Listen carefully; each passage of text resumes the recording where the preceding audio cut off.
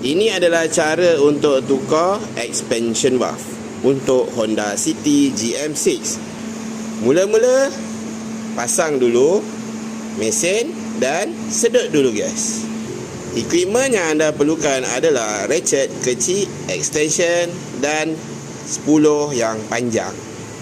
Selepas itu anda kena ada Allen key saiz 4. Expansion valve Honda City terletak di situ. Anda jika kurus tak perlu buka apa-apa. Ini adalah contoh tangan yang kurus. Ini adalah contoh tangan yang sihat.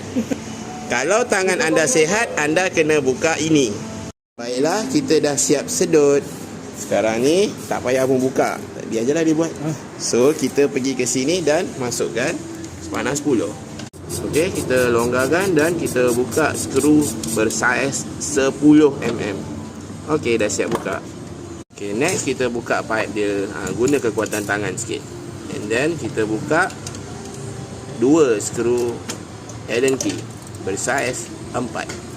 Sementara itu, Abang Yazmi sedang buka suction hose untuk memasukkan minyak UV.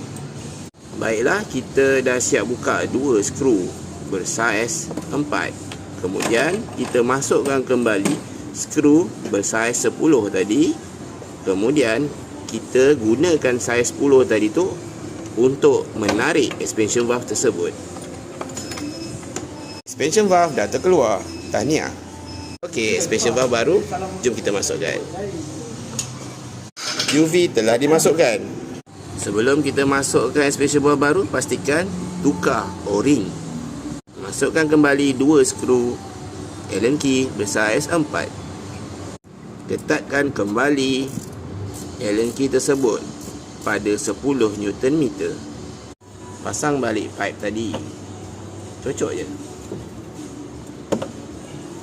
Masukkan kembali skru bersaiz 10 tadi dan ketatkan.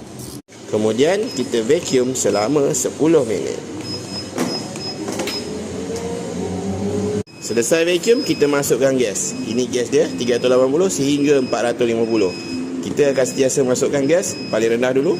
Kalau tak cukup, kita tambah.